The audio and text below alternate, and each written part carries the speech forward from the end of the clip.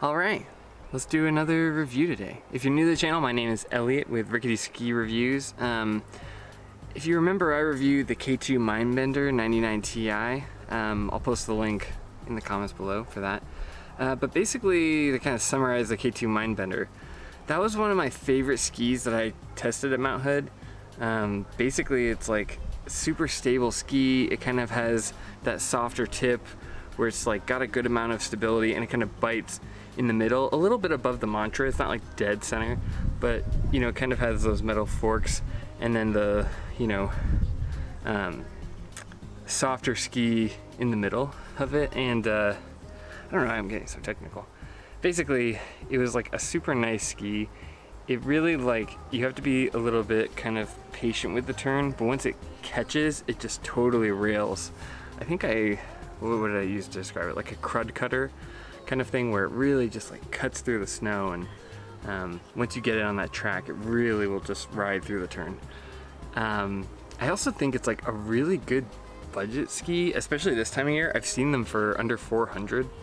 I don't know if they're still that much, but I was really impressed with the K2 Mindbender. I've never really skied on K2 before or had a lot of history with them, and I really like them. So I'm just gonna give you some background there on the ski, and today we're gonna be reviewing the 2022 K2 Mindbender 99 Ti from Ski Essentials. Just react to that. So, here we go. This is Ski Essentials. Again, like I always say, Ski Essentials usually does a pretty good job. So I don't know. These reactions are almost a little bit more challenging with Ski Essentials versus something like Curated, because Curated is like it's almost harder to like figure out what not to comment on because there's so many things wrong with those reviews. But Ski Essentials, for the most part, gets it right. I mean, these guys are East Coast skiers like myself, or at least I used to be, and you know, they seem to have pretty good fundamentals and get it right for the most part. So I'm going in completely blind on this review, but I just wanted to pick a ski that I have skied on and kind of see a comparison. I have watched some of their longer videos where they'll go through like everything that's 90 or less underfoot, or everything that's 100 and less underfoot.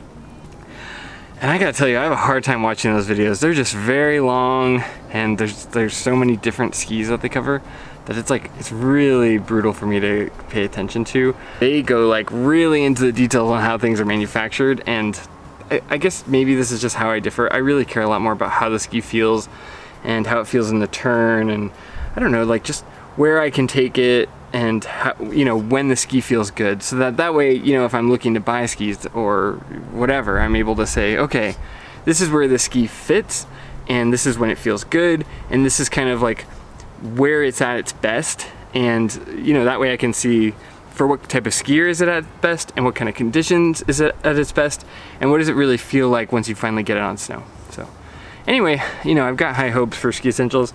They're usually pretty accurate, so let's see what we're looking at today.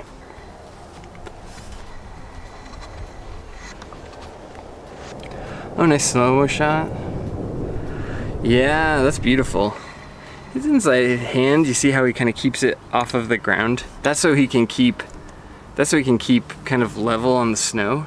And then because if you tip in like that other guy was doing on one of the curated reviews, basically what happens is you're elongating everything from your shoulders down to your downhill ski, and what that then does is it takes pressure off of your downhill ski, and it doesn't allow you to really stand on that turn.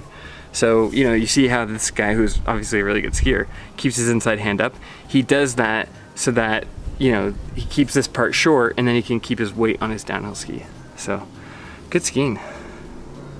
I like the blue Lang boots too. That's usually a race boot, although I don't know, Lang's hard to track. They kind of go all over the place with their boots.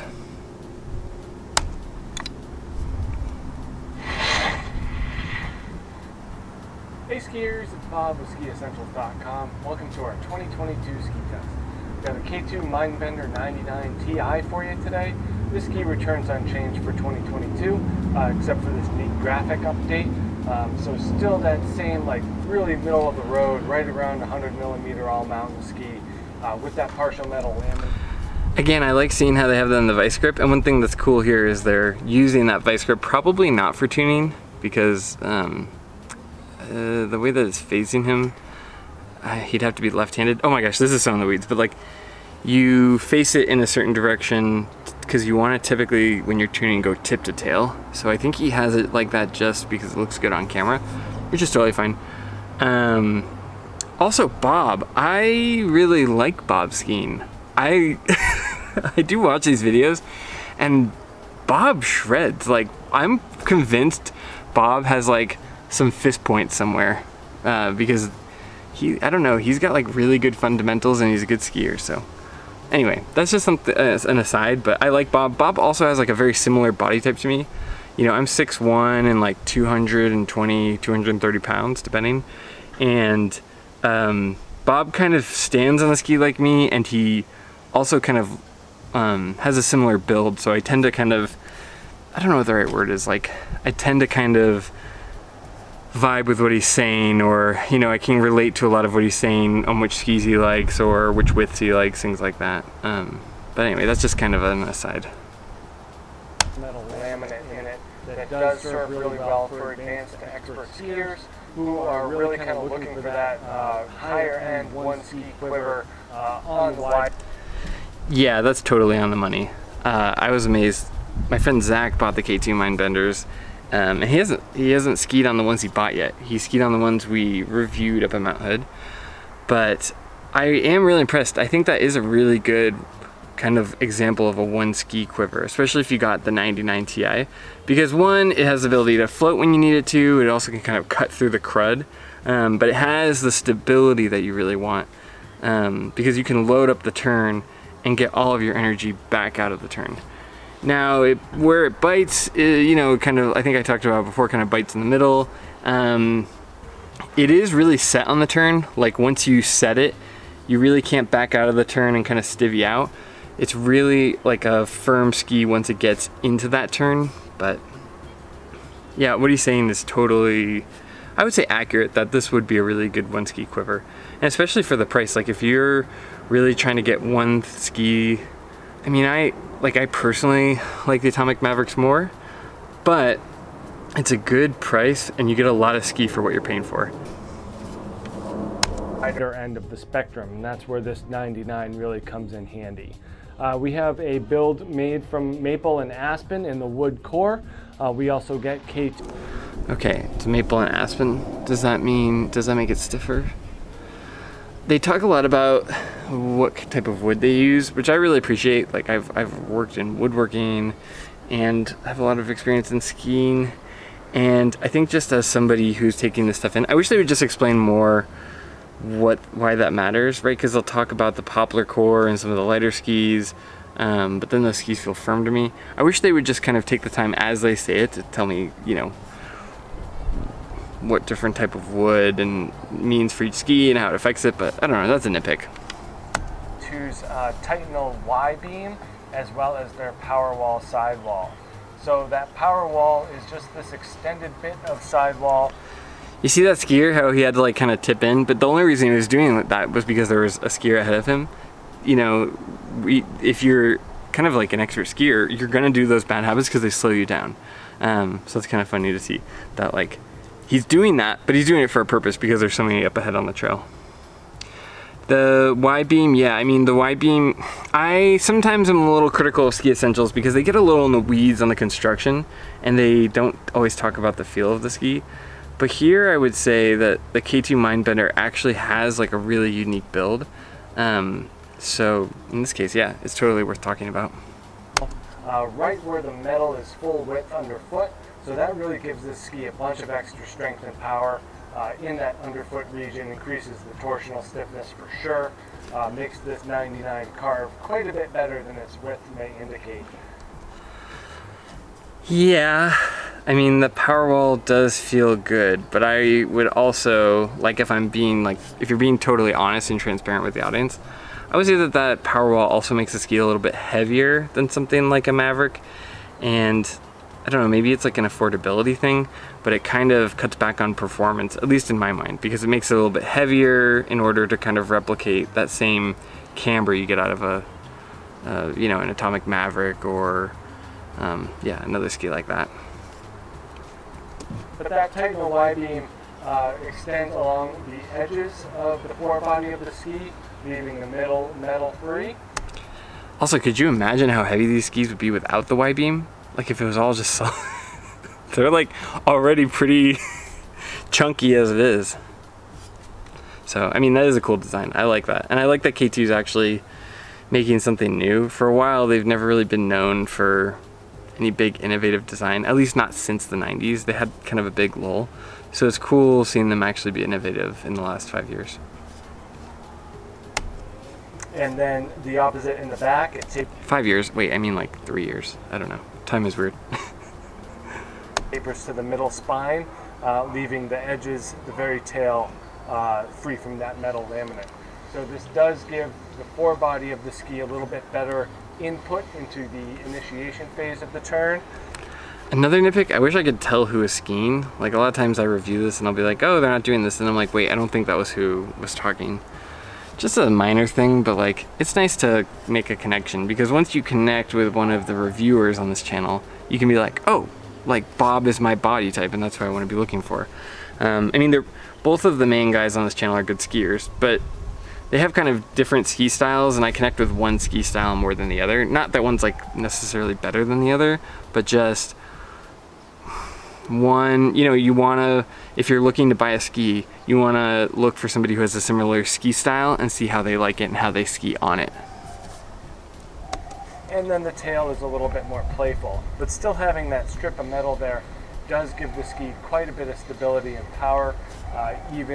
This does kind of look like Bob though. Bob does a really good job like driving his inside hand going into his outside hand forward and really getting like the full turn.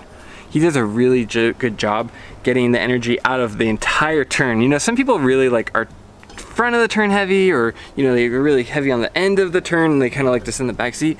Bob is doing the whole thing what'd you call it? A to B? A to Z? I don't know. He's getting every point of the turn and I really love seeing the energy kind of flow through the ski like that. You know, in softer snow. So really well-rounded way to build a ski from K2.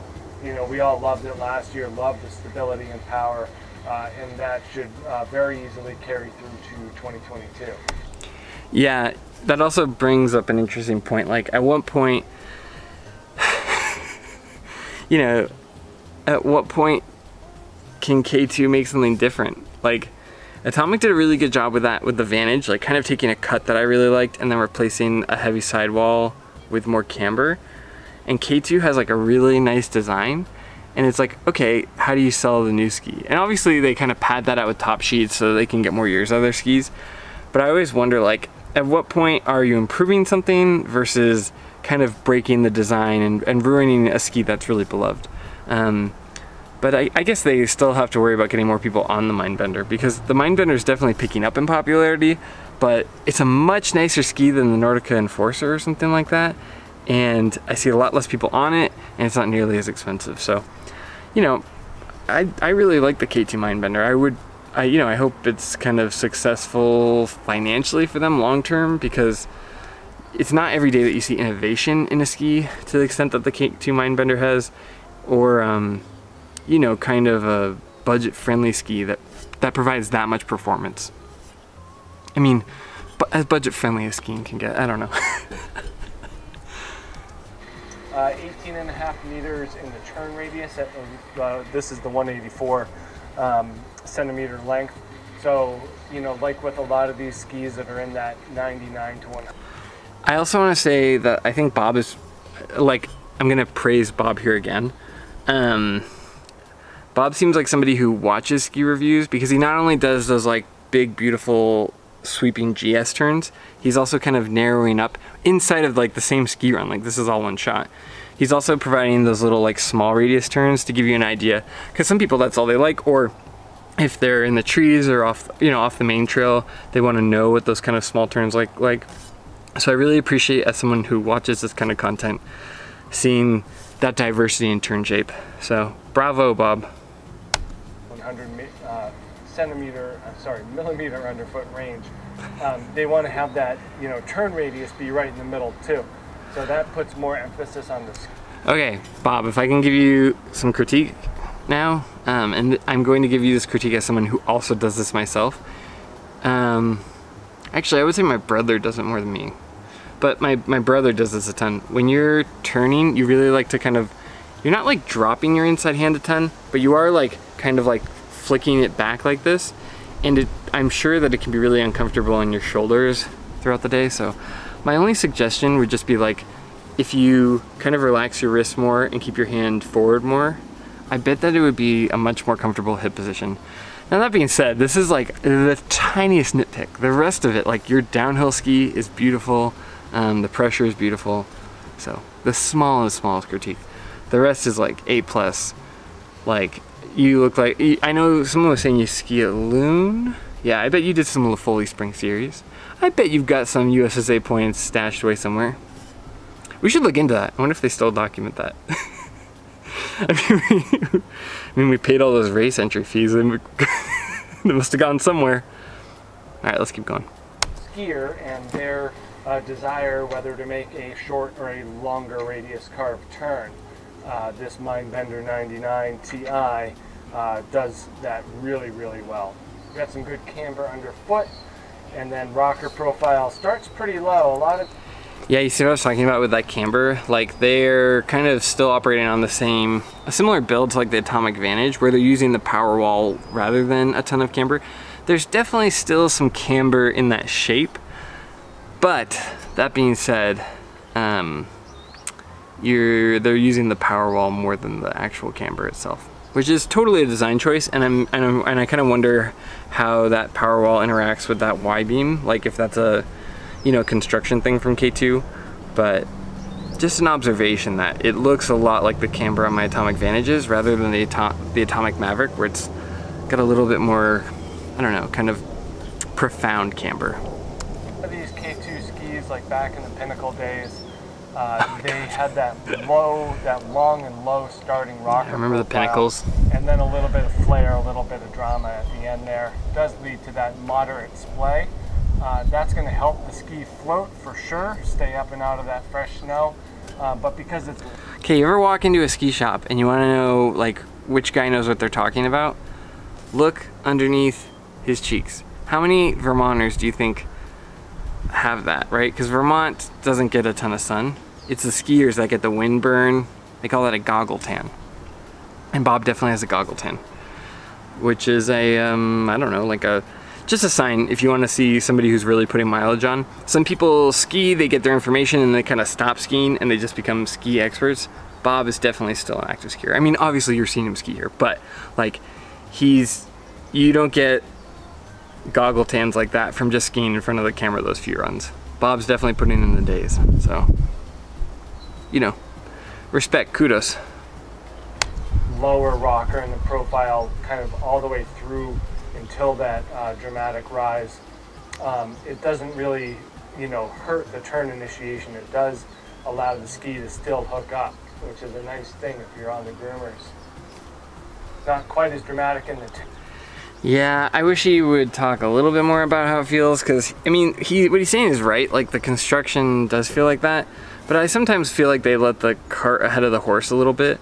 Like, I would talk a little more holistically about how they feel on the snow, and then kind of get into what part of the construction you think is doing that, rather than talking about the construction first and what that construction's doing. Because the construction will do different things for different people. It'll do different things based on how you're loading it and what your timing is like. And sometimes it can just be like, with this construction, it's giving you just as good of a turn, but you have to time the pressure of your boot differently depending on the ski. But that's a nitpick. I mean, these K2 Mindbenders are really nice skis. They're just a little like, they latch, I don't know what the right word is, like they latch onto a turn. They really don't want to let you release from it and kind of stivvy and start a new turn, or once you're in it, you can't really change the shape of it. It's kind of set in stone. So it's like, if you like that turn, chef kiss, it's beautiful. But if you want a little more flexibility in your turn, that shape doesn't really allow it as much as others. But the trade-off is that you get really powerful turns. So, just, you gotta weigh, pros and cons. Or not even like weigh pros and cons, like weigh what you're getting with that. Like less turn flexibility once you're got the turn set, but stronger turn. So if you're really like cutting through crud, that's kind of what makes it that way. tail definitely gives more credence to that front side all mountain personality. Low. Oh, don't say personality. I hate when people give skis personality. Just say it, you know, it gives you stability on the end of the turn. I want to hear about skiing, not about ski personalities, but I think that's just time being spent in a shop. I heard people when I used to work in shops. Actually, Bob, you'll know this. I worked at like Roger's ski shop, making like $7 an hour or whatever back when I was a teenager. And Loon, I know Bob's a big Loon fan. But yeah, I don't know. That's something that I would hear a lot. Oh, it's got this personality, it's got this profile. It's like, talk about how it feels. So when you're talking about the stability on the tips, what it's saying is at the end of the turn, you can stand on it and kind of push off from it in a way that's going to give your energy out of that turn and into the next turn. But he's not saying anything wrong. He's I don't know, in the weeds a little bit more. But again, that's just my opinion. He's not saying anything wrong. This isn't, this is Ski Essentials. This isn't curated, okay? Curated where they're just, I don't know. Whereas Bob's like saying things that are true, but I would just maybe explain it a little differently. Low, very gradual, about as smooth as it gets, with pretty minimal splay there. So you're going to hold on tight to the turn, a little bit further, and that's just a really nice thing for that, for that groomer aspect of the ski. Based on like the weight and the amount of metal in the ski, does serve an advanced expert skier better. An intermediate skier who's pretty aggressive and wants something to learn and improve on can access the functions of this.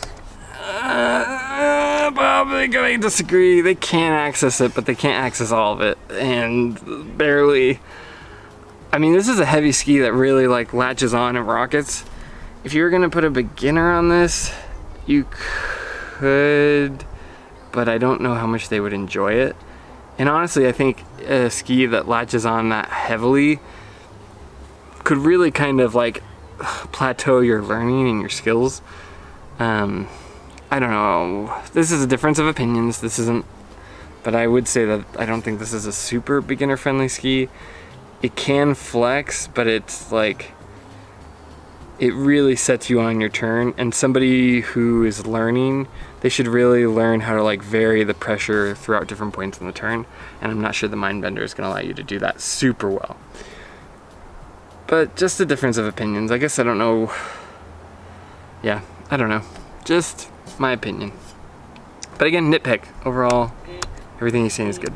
But they are better suited for someone who knows what they're doing a little bit better. Oh. So that's kind of where the advanced to expert ski category comes into play.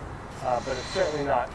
I think to Bob's credit, it's hard to think as like a beginner or intermediate when you're that far out. Like Bob is an expert and he's put in the mileage. I think sometimes you can forget what it's like, because like really you're going to be washing out those turns with the K2 Mindbender, and they do not like their turns washed out very much. If you were more of like, I don't know what I would recommend. Like maybe something like in the vocal lineup, or I don't know. I'm not sure exactly what else I would recommend instead. Like maybe a vocal. Those are pretty, or a Fisher. I think Fishers could be like a little bit more beginner friendly, just because they take so little pressure in your boot to initiate. You still have to stand on the turn and get all of your kind of the dynamics of your body correct, but they're not going to, you don't have to be super patient with turn initiation, which is something new people really struggle with. So if I was going to recommend something for like more intermediate beginner, probably a Fisher Ranger, but that's just, difference of opinions. These skis are a little heavy for someone who's new. Inaccessible for an intermediate skier, especially one who values stability and doesn't mind a little bit heavier of a feel. So that is it. I love watching Bob ski. I'm like, that man has definitely side-slipped a race course. Just because he's like setting up for the turn, he's setting up like to go kind of off the trail, and that's totally, I don't know, maybe I'm projecting a little bit, but Bob totally looks like he has a race background. That is the return of the K2 Mindbender 99 Ti. Check this thing out at skiessentials.com, and we'll see you out there on the hill. Bye.